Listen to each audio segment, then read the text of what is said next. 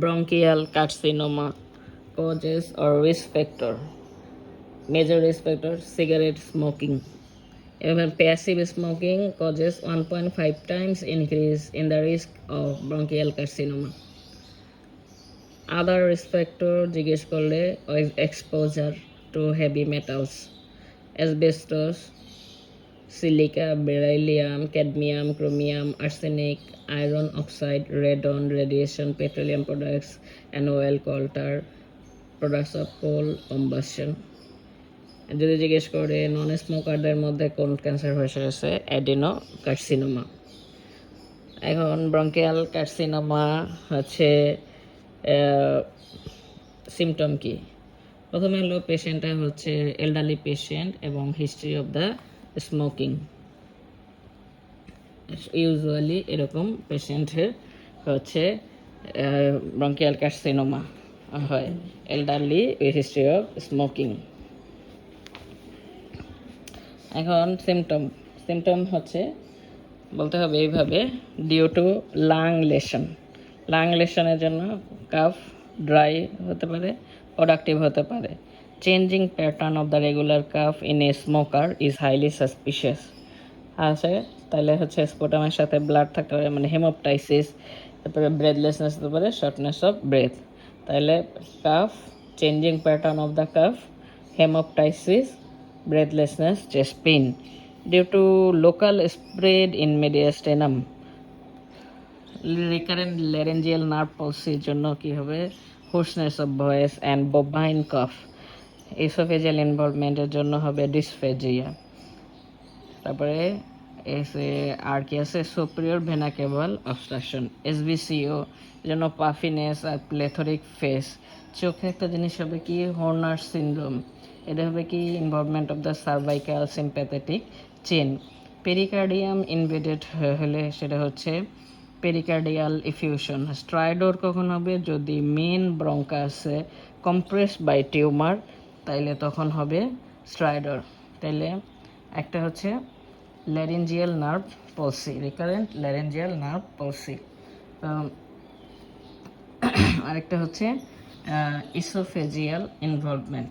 আরেকটা হচ্ছে এরপরে হচ্ছে superior vena caval obstruction, Horner syndrome, এরপরে পেরিকার্ডিয়াম, স্ট্রাইডর। আচ্ছা, তাহলে হচ্ছে যে বেশিরভাগ জিনিসগুলো নেকের সাথে related. hoarseness of voice and bovine cough due to recurrent laryngeal nerve palsy, dysphagia due to esophageal involvement। আচ্ছা, এখানে এরপরে তাহলে গলার মধ্যে কি গেছে? রিকারেন্ট ল্যারিঞ্জিয়াল নার্ভ পলসি, ট্রাকিয়া হচ্ছে কমপ্লেক্স টিউমার, স্ট্রাইডর। এটা খুব পরে হয়, এজন্য সবচেয়ে কমনলি হয় hoarseness of voice, recurrent laryngeal nerve পলসি। এবার যেটা হয় এইসোফেগাস ইনভলভমেন্ট হয়। তারপরে হচ্ছে সুপিরিয়র ভেনা কেভা, এবার হর্নার সিনড্রোম। আচ্ছা, এরপরে এই due to lung lesion symptom হচ্ছে একটা হচ্ছে ডিউ টু লাং লেশন আর due to local spread in mediastinum. এরপরে যেটা হতে পারে ডিস্টেন্স মেটাস্টেসিসের ফিচার থাকতে পারে লিভার ব্রেন বোন। এই জন্য কিন্তু আমরা হচ্ছে লাং ক্যান্সারের হচ্ছে স্প্রেড জানার জন্য কি করি?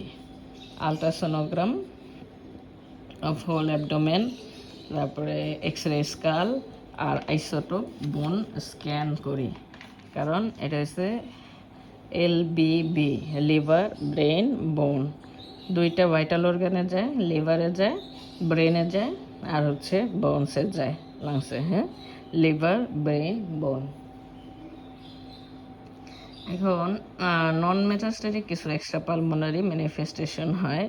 আর জেনারেল ফিচার অফ ম্যালিগনেন্সি এটা তো সবাই জানি আমরা, হচ্ছে যে ফ্যাটিক, ম্যালাইস, ওয়েট লস, অ্যানোরেক্সিয়া এসব থাকে। নন মেটাস্টেটিক এক্সট্রা পালমোনারি ম্যানিফেস্টেশন মানে প্যারানিওপ্লাস্টিক সিনড্রোম। এটা হচ্ছে occurs in 15 to 20% cases in bronchial carcinoma due to secretory product by the tumor. This may precede, coincide, or follow after the cancer. Treatment of carcinoma improves the feature. এই paraneoplastic ফিচারগুলা মানে ক্যান্সারের আগেও হতে পারে, যখন cancer already হয়ে গেছে সাথে প্যারানেপ্লাস্টিক ফিচারগুলো নিয়ে আসতে পারে, অথবা ক্যান্সার আগে ধরা পড়েছে পরে এই প্যারানেপ্লাস্টিক ফিচারগুলো ডেভেলপ করতে পারে। এবং ক্যান্সারের ট্রিটমেন্টের সাথে সাথে এই প্যারানেপ্লাস্টিক সিমটমগুলো ইমপ্রুভ হয়। এখন একটা হচ্ছে প্যারানেপ্লাস্টিক লাং ক্যান্সারের paraneoplastic endocrine 10% usually small cell কার্সিনোমাতে, স্মল সেল কার্সিনোমাতে টিউমার থেকে রিলিজ করে এডিএইচ রিলিজ করে, সিনড্রোম অফ ইনঅ্যাপ্রোপ্রিয়েট এডিএইচ। আর কি রিলিজ করে? এসিটিএইচ রিলিজ করে।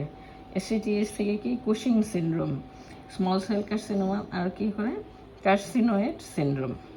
এদিকে স্কোয়ামাস সেল কার্সিনোমা কি করে? Parathyroid relay like substance release করে, যেটা করে কি? প্যারাথাইরয়েড লাইক সাবস্টেন্স বা প্যারাথাইরয়েড রিলেটেড প্রোটিন, এটা কী করে? হাইপার ক্যালসিমিয়া করে।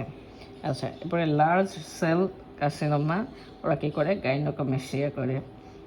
আর খুব রেয়ারলি হাইপোগ্লাইসেমিয়া, থাইরোটক্সিকোসিস। তাইলে এদার হলো কি? Paraneoplastic endocrine, paraneoplastic small cell কার্সিনোমাতে syndrome of inappropriate ADH, ACTH to Cushing syndrome and carcinoid syndrome. Squamous cell carcinoma করে hypercalcaemia by releasing parathyroid like substance. Neurological এটা any type of lung cancer করতে পারে। প্রথমে আমরা neurological central nervous system, peripheral nervous system. তো central nervous সিস্টেমের মধ্যে আছে ব্রেইন, স্পাইনাল কর্ড। ব্রেইনের মধ্যে একটা আছে যে সেরেব্রাল কর্টেক্স, আর একটা হচ্ছে সেরিবেলাম, তাই না? আর হচ্ছে এদিকে স্পাইনাল কর্ড। তাহলে সেরিবেলার ডিজেনারেশন হয়, কর্টিক্যাল ডিজেনারেশন হয়, মাইলোপ্যাথি হতে পারে।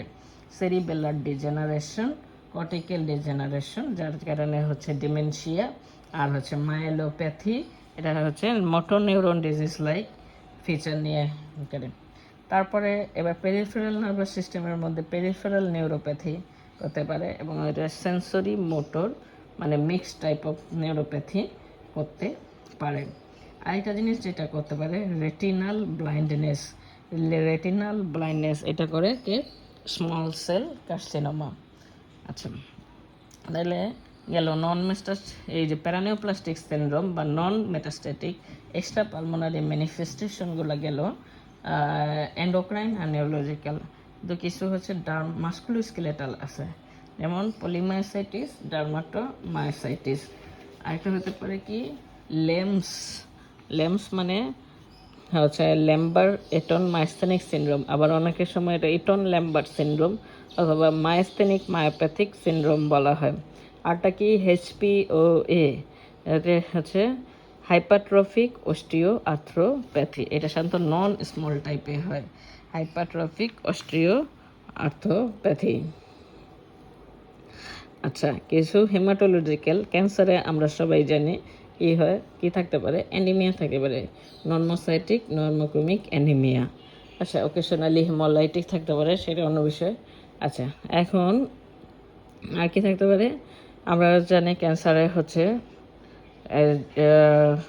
হচ্ছে প্রোথ্রম্বোটিক কন্ডিশন, তাইলে এখানে হচ্ছে ডিআইসি হতে পারে। আচ্ছা, তারপরে থ্রম্বোটিক থ্রম্বোসাইটোপেনিক পারপেউরা TTP হতে পারে। হ্যাঁ, এরপরে মাইগ্রেটিং থ্রম্বোফ্লেবাইটিস, ইওসিনোফিলিয়া। এখন এই বইয়ের সিকোয়েন্স অনুসারে বলি। 1 নম্বর হচ্ছে migrating thrombophlebitis, DIC, TTP, normocytic normochromic anaemia, eosinophilia. হার্টের ইনভলভ করবে adenocarcinoma, marantic endocarditis, non bacterial thrombotic or verrucous endocarditis. স্কিনে কি হতে পারে? স্কিনের মধ্যে acanthosis nigricans, dermatomyositis, herpes zoster. রেনালের মধ্যে কী হতে পারে? Nephrotic syndrome, membranous glomerulonephritis. মানে MGN এর এই এম দিয়ে একটা জিনিস মনে রাখতে সেরেছে, ম্যালিগন্যান্সি অ্যাডাল্টে যখন নেফ্রোটিক সিনড্রোম নিয়ে প্রেজেন্ট করে তখন কিন্তু এই ম্যালিগন্যান্সি তার একটা কজ হতে পারে, সেটা হচ্ছে সিএ লাং। মেটাবলিক ইউনিভার্সাল সব জায়গায় loss of weight, lassitude, anorexia. এখন bronchial carcinoma 4 type, small cell carcinoma 20%, বাকি হচ্ছে 80% হচ্ছে non small cell carcinoma. Non small cell carcinoma এই 80%-এর মধ্যে প্রায় অর্ধেকই হচ্ছে স্কোয়ামাস সেল কার্সিনোমা, ইজ 35%। এরপরে হচ্ছে adenocarcinoma 30% and large cell carcinoma 15%। তাহলে আমরা আসলে সাধারণত একটা রোগী কাফ হেমাটাইসিস এগুলো নিয়ে আসলে কী করতে দিই, করতে দিই হচ্ছে সিবিসি, এসআর, তারপরে হচ্ছে চেস্ট এক্সরে করতে দেই। যাতে যদি কিছু রুটিনের জন্য হচ্ছে ইউরিন আরএমই দিলাম, রেনাল প্যানেল মানে হচ্ছে যে সেরাম ক্রিয়েটিনিন এগুলা দেখলাম, রুটিন বেসলাইন টেস্টগুলো দেখলাম। তো এক্স রে টেস্টে আমরা কী পাবো, হোমোজেনাস ইরেগুলার ওপাসিটি। এরপরে আমরা এটা কনফার্ম করার জন্য CT scan with city guided FNAC দিতে পারি, কিন্তু তারপরে স্পোটাম ফর ম্যালিগন্যান্ট সেল। এরপরে হচ্ছে সিটি গাইডেড এফএনএসি, তারপরে আরেকটা হচ্ছে যে যদি সেন্ট্রাল পার্টে থাকে তাহলে fibre optic bronchoscopy and biopsy. এরপরে পেট সিটি স্ক্যান করে দেখতে পারি, যে স্টেজিংয়ে হেল্প করবে। রিসেন্স মেটাস্টেসিস দেখার জন্য ultrasonogram, X ray skull, isotope bone scan. স্টেটমেন্টের মধ্যে হচ্ছে স্টেজিং করতে হবে, স্টেজিংয়ের পরে হচ্ছে ট্রিটমেন্ট। নন স্মল সেলগুলোতে সার্জারি এলিজিবল হলে সার্জারি করে ফেলতে হবে, নয়তো রেডিওথেরাপি প্রেফারেবল, মাঝে মাঝে কেমোথেরাপি দেয়। আর স্মল সেল কার্সিনোমার সার্জারি সাধারণত পসিবল হয় না, প্রেজেন্টেশনের সময় হচ্ছে মেটাস্টেসিস নিয়ে আসে এবং এটা হলো কেমোথেরাপি দিতে হয়। কেমোথেরাপির সাথে মাঝে মধ্যে রেডিওথেরাপি দেওয়া যায়। স্মল সেল কার্সিনোমা হলো chemotherapy, non small cell carcinoma হচ্ছে রেডিওথেরাপি। এখন স্মল সেল কার্সিনোমা কেমোথেরাপিতে কী দেওয়া যায়, আইবিসিডিবি, আরেকটা হচ্ছে CDV, cyclophosphamide, doxorubicin and vincristine, cyclophosphamide, doxorubicin, vincristine. আরেকটা হচ্ছে সিসপ্লাটিন প্লাস এটোপোসাইড। কেমোথেরাপি কত, 3/3 every 3 week for 3 to 6 cycle এভাবে দিতে হয়। প্রত্যেক 3 সপ্তাহ পর পর কেমোথেরাপি দিতে হয় এবং এটা হচ্ছে কতদিন, 3 থেকে 6 সাইকেল। তাহলে সিডিভি, সাইক্লোফসফামাইড, ডক্সোরুবিসিন, ভিনক্রিস্টিন, আর একটা হচ্ছে সিসপ্লাটিন, এটোপোসাইড। আদার ট্রিটমেন্ট হচ্ছে প্যালিয়েটিভ, পেইন আছে, পেইনের জন্য হচ্ছে মরফিন দিলাম, তারপরে হচ্ছে ডায়ামরফিন দিলাম, এর সাথে হচ্ছে যেহেতু কনস্টিপেশন হতে পারে সেটা ল্যাক্সেটিভ দিলাম। আচ্ছা, স্টেরয়েড, তারপরে অ্যাপেটাইটের জন্য স্টেরয়েড দিলাম প্রেড ইমপ্রুভমেন্টের জন্য। আচ্ছা, এরপরে হলো যে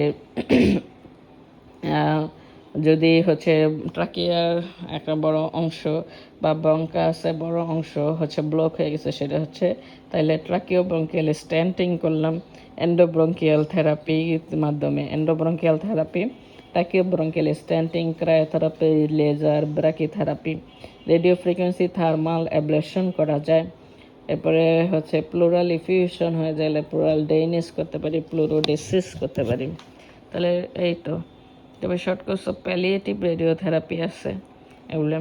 তাইলে প্যালিয়েটিভের মধ্যে একটা আছে লেজার থেরাপি, একটা আছে endobronchial therapy, laser therapy, endobronchial therapy, radio frequency thermal ablation, pleural drainage, তারপরে বিভিন্ন মেডিসিন। এরপরে হচ্ছে মেডিসিনের মধ্যে স্টেরয়েড, ডায়ামরফিন আর হচ্ছে রেডিওথেরাপি। তাহলে laser therapy by fibre optic bronchoscopy, endobronchial therapy, এটা দিয়ে স্টেন্টিং করতে পারি, এটা দিয়েও লেজার দিতে পারি, এন্ডোব্রঙ্কিয়াল থেরাপি। আচ্ছা, ক্রায়োথেরাপিতে ব্র্যাকিথেরাপি দিতে হবে। ব্র্যাকিথেরাপি কি? ব্র্যাকিথেরাপি হচ্ছে radioactive source is place close to the tumour. সার্জারির কন্ট্রাইন্ডিকেশন কি? যে কোনো সার্জারির কন্ট্রাইন্ডিকেশন, যে কোনো টিউমার ক্যান্সারের কন্ট্রাইন্ডিকেশন হচ্ছে ডিস্টেন্ট মেটাস্টেসিস যদি থাকে। তারপরে যে কোনো সার্জারির কন্ট্রাইন্ডিকেশন যদি পেশেন্ট পোর হেলথ থাকে, severe unstable cardiac or other medical problem থাকে, সার্জারি করতে চায় না। তারপরে হচ্ছে FEV1 যদি less than 0.8 litre, E for malignant pleural effusion, V for vocal cord involvement বা distance metastasis, local and distance metastasis. লোকালের মধ্যে আছে সেন্ট্রাল মেডিস্টিনাল স্ট্রাকচার, কি আছে হার্ট, গেট ভেসেল, আর কি আছে ট্রাকিয়া, ইসোফেগাস। এগুলো যদি ইনভলভমেন্ট হয়ে যায়, অথবা involvement of the more than 2 centimetre of the main carina, অথবা contralateral mediastinal lymph node involvement হয়, তাহলে ধরে নিতে হবে যে এখন আর সার্জারি করে কোনো লাভ নাই। এগুলো হচ্ছে কন্ট্রা ইন্ডিকেশন অফ সার্জারি।